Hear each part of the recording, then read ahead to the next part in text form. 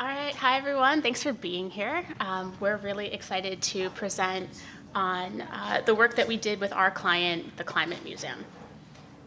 So this is our team. My name's Fabiana, this is Segal, and we also worked with Sadie and Francesca. So our client, the Climate Museum, is an upcoming space that is focused on creating a engaged climate public. So an engaged climate public is characterized by an understanding of climate change and the drive to act on it. They are planning a number of exhibits around the city to build momentum around building a brick and mortar location that will serve as a hub for climate engagement and leadership. So their mission is to employ the sciences, art, and design to inspire dialogue and innovation that address the challenges of climate change by moving solutions to the center of our shared public life and catalyzing broad community engagement. So for the entirety of the semester, we were charged with 3 separate tasks, and all of these would contribute to creating a digitally interactive exhibit which would establish an engaged climate public. And for the first half of the semester, we researched and determined the top 10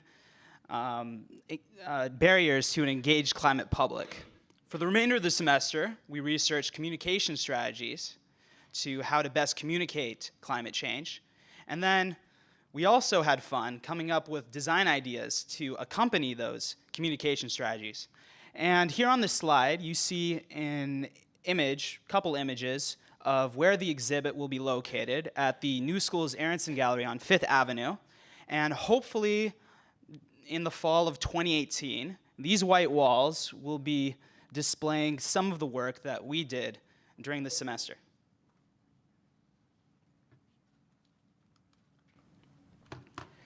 So this slide basically summarizes that the work that we did during the first half of the semester.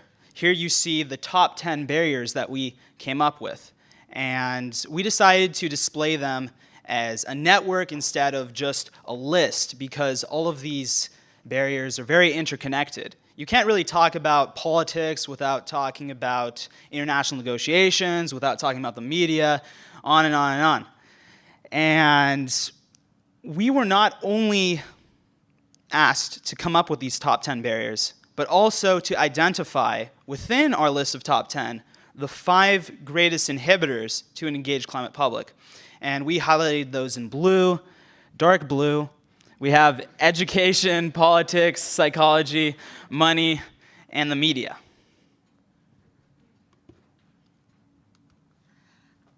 So the second half of our semester was really focused on coming up with communication strategies for how to communicate these main barriers that we found to creating an engaged climate public. The first one that we came up with was storytelling. We think storytelling is really important to talking about climate change because it's really good at creating a strong emotional response. Storytelling can create emotional connection, inspire empathy, inspire connectedness, and fuel creativity and innovation, moving towards coming up with new creative ideas for how to solve the climate crisis. So we also live in an era of fake news. And so we thought, why not try to come up with a communication strategy that combats against misinformation, a serious problem today. And how we looked at one study that tried inoculating or protecting people against misinformation, and how they suggested that this can be done is by providing substantial arguments and evidence towards climate change, showing that it exists. One example in the study was that there's a 97% consensus amongst scientists that climate change is not only real, but also human-induced. And once people were exposed to this sort of information, they were a lot better at identifying the misinformation thrown at them. The third communication strategy we looked at is fear. So fear is a pretty commonly used strategy right now. we found that fear, when used strategically, can be really effective in creating a negative response in people, and it's particularly potent when paired with the solutions right after you have the fear response. So fear is kind of tricky because it has to be used very precisely. If it's used incorrectly, you can kind of just further a negative response in people. In contrast with the fear strategy, we also have framing climate change as an opportunity rather than a threat. And how this can be done is by giving people hope that in the future, we can actually turn this problem that we have and come up with a lot of innovative ideas in order to progress, which is a lot more exciting than just learning about the world getting completely destroyed. So the last part of what we did this semester was come up with some actual digital interactive ideas. So the first one we came up with is this story pod. This is something that's increasingly used in museums. It gives people the opportunity to sit down in front of a camera, to tell their story about climate change, to give recommendations to other people, to just express themselves around the issue. And so it records people's responses, and then other people who are visiting the exhibit can watch those. So the idea behind this is to use storytelling to inspire people to take action, to create a larger community and a sense of connectedness, and allow people to set goals for themselves so they can move forward. Then we have VR 2050, which was actually one of the first digitally interactive ideas that we came up with even before we started researching communication strategies.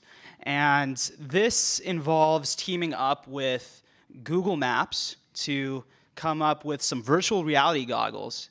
And you have the participant put on these goggles and they see the world in the future, year 2050, 2100, and very familiar locations being influenced, impacted by climate change.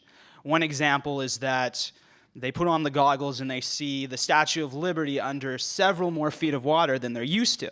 And so this is obviously in response to the fear communication strategy. But our goal is not to just leave people with a sense of despair. We want to establish an engaged climate public. And so how we can do that is by better educating the viewer. And so along with the visual will come an explanation for why they're seeing it and how it's related to climate change. And then our other digital interactive idea that we're pretty excited about is this fact or fake news, obviously in response to the trying to inoculate the public against misinformation. And in this fun idea, you have the participant seated watching a series of videos of politicians, newscasters, scientists, etc., making statements about climate change. And the participant's task is to identify what they are saying, whether it's fact or fake news. And the purpose of this digital interactive idea is not only to make the participant more aware of the sources of misinformation, but to also hopefully make people even better at identifying misinformation. So, thank you. Now I'm going to invite my teammates up, and we'll take your questions.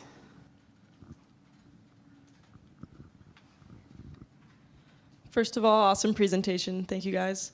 I have a question about the ending part when you talk about some creative solutions for spreading information. This is a pretty transdisciplinary project, considering how creative you had to get, and I was just wondering if any of you in your other studies, like minors, are studying like creative design or architecture, things like that? I mean, I'm a dancer, so kind of. Something that the Climate Museum is already partnering with a design firm called Blue Cadet, who like made the Air and Space Museum in Washington, D.C. So they were definitely not asking us to actually create the design displays. More they were asking us to come up with like concepts that they could pitch to Blue Cadet, who would actually make them. But they wanted our work to be very linked to these communication strategies and more like the psychological and communication things behind them. Yeah, I think we're just generally creative people. So, yeah. Where is the Climate Museum going to be? Doesn't exist yet. They don't yet know a location, but it will probably, they want us to be in New York City for sure. It will probably be in Manhattan. It probably is not going to get going for like 10 years or so. But. We don't have the data yet. Yeah, but they're also planning on having a design competition coming up. The same architect who held the design competition for the High Line is going to be holding the design competition for the Climate Museum. These are some mock-ups of like an artist or an architect. These are mock-ups of like how he thinks it should look. Yeah, but there's lots of ideas. Like some people want it to be like on the High Line next to the river because that's a good like visual of climate change. Some people want it to be like on Museum Mile because that will attract more tourists. So there's lots of different ideas. Hi, thank you guys for that. It was really fun, and I love museums, so I'm excited to see that come to fruition. So the VR 2050 idea was super cool. And I was wondering what you guys think about the viability of this and how long it would take to implement something like this. So I'm going to speak to that. With virtual reality technology, like we've really seen that come to fruition in the past year. You can even look at the exhibit they had in Bryant Park over this past winter, where you could go in and you put on virtual reality goggles and you can sit there and it's like very literally being in a world, right? You can sit there, you can turn around, you see everything around you. And so what's cool about this is that the technology actually already exists to be able to do this. It's more just about about integrating it. So Google Maps already has a 3D function. It's got a street view function where you can, as you see in the picture here, like see what's around you more or less. And then you already have the virtual reality goggles. So it'd be a matter of integrating the technology and just then having some way, which probably once again utilizing like Google Maps' way of doing this, where you could, for example, plug in, say, like your own home address, and so it'll bring you to that home address, but what it's going to show you is what it'll look like in about 50 or 100 years. And I think that based on all the research that already exists around climate change and currently the direction in which the world's going, it wouldn't be incredibly difficult to kind of visualize or make into a visual like what that will look like. And then you could even do that if you weren't going to do it through, another form of integration, if you will. You could use something like Illustrator, InDesign. There's a lot of different software that exists to more or less be able to create that image. Would it take in factors, like very localized factors, that would impact how that particular area would look? What do you mean by factors? No, like if an area is prone to flooding, and it would just be completely destroyed in the future. Yeah, I think there's a bit of, obviously you have to keep it realistic, right? Because I think it has to be based on the facts, otherwise it's going to come off as not believable. But no, I think that would very much impact it, right? If you're looking at a place that's in Texas or in the central US or in California where they have a lot of forest fires, you'll see more evidence of how that area will be impacted by those events that area experiences. Hey guys, I think this is a really great and potentially valuable project. In terms of communication strategies, posing the phrase scientific consensus often fails to an entire generation lost to Fox News. So I was curious if you had any focus on communication strategies to those most vulnerable to misinformation and alt ideology, namely children. So actually, we don't yet. There's so many different communication strategies that exist, and we did not have adequate time to research every single one of them. However, in response, while you can inoculate the public by providing them with information and evidence about climate change, that climate change exists, you can do the exact opposite as well. And, for instance, give them good arguments that climate change does not exist. And what that does is creates a sense of doubt, and the research also suggests that it can work backwards. So it's not the perfect solution. The perfect solution is educating the public about climate change, hopefully earlier, like primary school and et cetera, et cetera. Yeah. Yeah, to go off that, we didn't really go into our top 10 barriers to engage climate public, but the first one was education, and that was kind of what we were thinking was like the underlying solution to all of this is like climate science is not, everyone's required to take biology, but no one is required to take like a class on climate science in their under or like elementary through high school education. So just like fixing that problem will solve a lot of issues, we think. Also the the point of the communication strategies, I think, is to use multiple different rhetorical tactics so that it appeals to different types of people. Because like fear might appeal to a certain group or a certain person, but it's not going to appeal to everyone. So if the climate community as a whole can start using multiple different types of communication strategies, it's going to become a much more accepting and a much more accepting movement. And I think that's kind of the purpose of the entire Climate Museum, is they really want to attract people who are not already involved in the climate community, and widen the conversation so that it appeals to more people. Yeah, I mean, even just a last note on that, but when we were researching those top 10, we were looking into education, one of the biggest things we found was that there doesn't seem to be a consistent message across the board. Some teachers in Texas don't believe it exists, other teachers in other places believe it exists or believe it exists to a certain extent. So obviously that's really important too, because if you're telling kids that are this small different things across the board, everyone is going to grow up believing something different. So that education and kind of like, once again, as we've been saying, like that misinformation is combating that is really important in that sense. Yeah, a very good presentation. There's a lot to be done here. I don't think 10 years is the target. I think you should scratch that and not propose that at all. So do whatever you can to get this done, like right now. Okay. So in any case, I'm concerned about the writers of the script of the Climate Change Museum, and from what vantage point do they come? I would assume that they're of those that are not among the climate deniers. So in the case of, given the fact that that does exist, how will that flesh out in the creation of the script that's being presented, and who is funding this particular initiative? Do you mean by script, like their mission statement or the content? Okay, so Miranda Massey is she's the woman who created the Climate Museum. She is an environmental justice lawyer, formally. She kind of reached the pinnacle of her career and had this epiphany during Hurricane Sandy that it was kind of time to create a space where people can come together and talk about climate change. And so the content around it, as far as I know, she's drawing on people from many professions and many different areas. It's very collaborative. It's very open source. And so they're trying to really make sure that the content is taking into consideration lots of scientific opinions, and also a lot of different type of creative ways to bring in the arts to communicate about climate change. Yeah.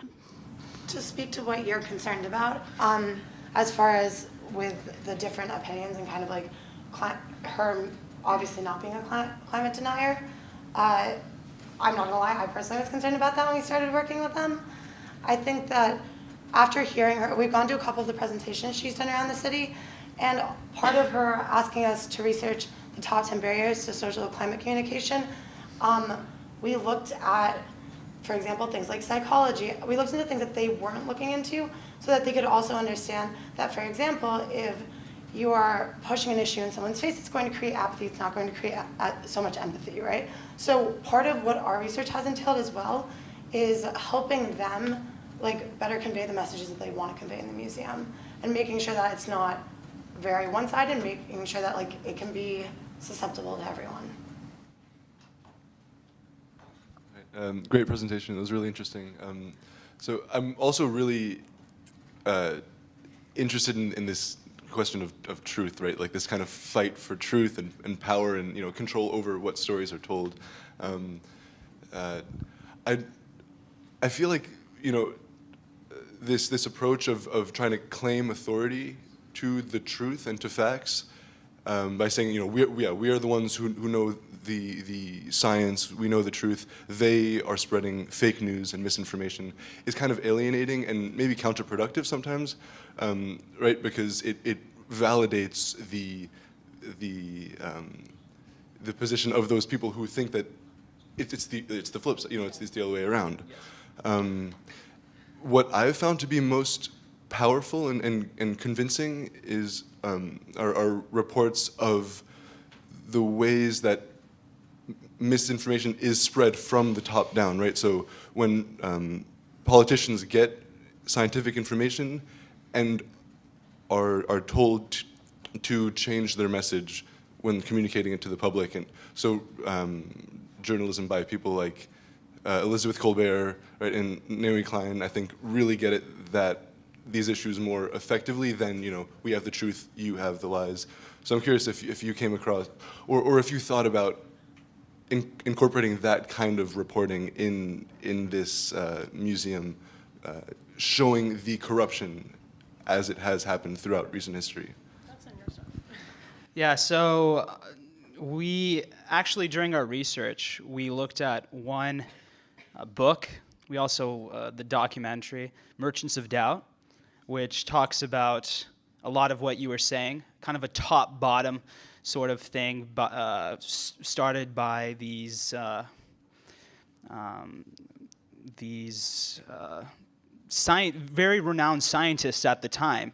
And their mission was not to find arguments in support just on the basis of scientific fact or objectivity and stuff like that, but with a subjective goal of changing how politics would be, changing the political environment in the future.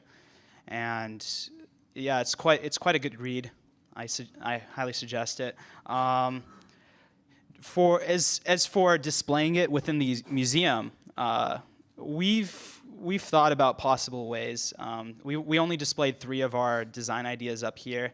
There are a few others that we listed, and we're still coming up with more for our final presentation. So perhaps we'll consider it. Yeah, thank you. So they didn't hire us to help them make the museum. They hired us to help them make this one exhibit that's going to happen next fall at the Aronson Gallery. And the point of that exhibit is it's going to, they want people to come to it that are going to donate to the museum. So the audience that this specific exhibit that we're working on is focused on is people that already very much care about climate change. Or students that go to the new school who will come by. So I definitely think that's something that will be considered in the actual museum, but just our work for this specific project wasn't really focused on that. Thank you.